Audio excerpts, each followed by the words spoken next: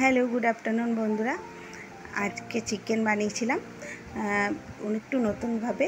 তো তোমাদের সাথে আজকে চিকেনটা শেয়ার করব। অপূর্ব স্বাদের এই চিকেনের রেসিপিটা দেখতে হলে কিন্তু তোমাদেরকে পুরো ভিডিওটা দেখতে হবে আর আমার সাথে থাকতে হবে। চলো তোমাদের সাথে ভিডিওটা একটু আজকে শেয়ার করি। প্রথমে আমি এখানে 1 কেজি চিকেনকে ভালো মতো ধুয়ে পরিষ্কার করে নিয়েছি।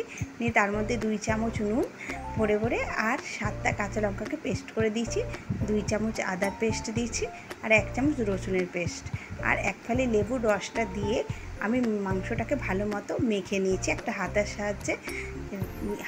হাত দিয়ে মাখবে না, কারণ হাতে তাহলে ঝালটা লাগলে অনেক সময় হাতটা জ্বালা করে, ওই জন্য আমি হাতা দিয়ে ভালো মতো মেখে নিয়ে আমি আধা ঘন্টার জন্য রেখে দিয়েছিলাম। এরপর আধা ঘন্টা পর তোমাদেরকে দেখাচ্ছি। কড়াইয়ের মধ্যে সর্ষের তেল দিয়েছি আর 3টে বড় সাইজের পেঁয়াজকে কুচিয়ে রেখেছিলাম সেটা আমি দিয়ে দিচ্ছি। বা পেঁয়াজটা আমি ভালো মতো ভেজে নেব। আগে পেঁয়াজটা ভাজতে ভাজতে এবং আমি এর মধ্যে এবার 1 চামচ ভরে প্রথমে কাশ্মীরি লঙ্কার গুঁড়ো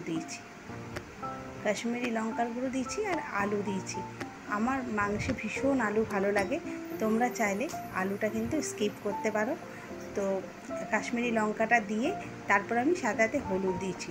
এই রেসিপিটা আমি যেভাবে তোমাদেরকে স্টেপ বাই স্টেপ দেখাচ্ছি তোমরা এইভাবে রান্নাটা করো, তাহলে আশা করছি ভীষণই ভালো লাগবে খেতে। আর পেঁয়াজটা কিন্তু একটু ভাজা হলেই তোমরা আলুটা আর কাশ্মীরি লঙ্কাটা দিও। তারপরে একটু ভাজা ভাজা হয়ে গেলে এর মধ্যে আমি এবার বাকি রসুনের পেস্টটা দিয়ে দিচ্ছি। 1 চামচ আমি আগেই দিয়েছি ম্যারিনেট করার সময়, আর বাকি আদার পেস্ট আর রসুনের পেস্টটা পরে আবার দিয়েছি।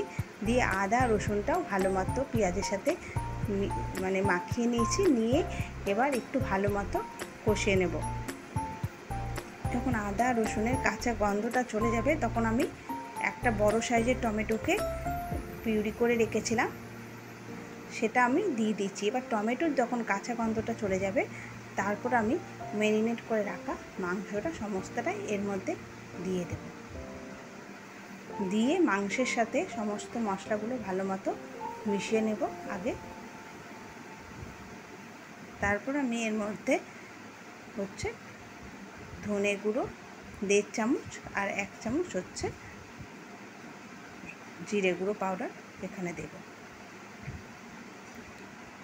তোমাদেরকে একটা কথা বলে রাখি, যদি আমার রান্নাগুলি তোমাদের ভালো লাগে তবে অবশ্যই আমার ইউটিউব চ্যানেলটাকে সাবস্ক্রাইব করে দিও, আর ফেসবুকের পেজ থেকে দেখলে অবশ্যই ফেসবুকের পেজটাকে ফলো করে দিও। তো আমি এবার ধনে গুঁড়ো আর জিরে গুঁড়ো পাউডারটা ভালো মতো চিকেনের সাথে মিশিয়ে আমি ঢাকা দিয়ে দিয়েছিলাম। 15 মিনিট পর ঢাকা খুলে তোমাদেরকে দেখিয়েছি। গ্যাসের ফ্লেমটা সম্পূর্ণ লোতেই ছিল। দেখো কতটা জল বেরিয়েছে, 70% মাংস প্রায় আমার হয়ে গেছে সেদ্ধ। আমি এরপর আর ঢাকা দেবো না, এবার আঁচটা কমিয়ে আমি জলটাকে ভালো মতো শুকিয়ে নেব আর ভালো মতো কষিয়ে নেব।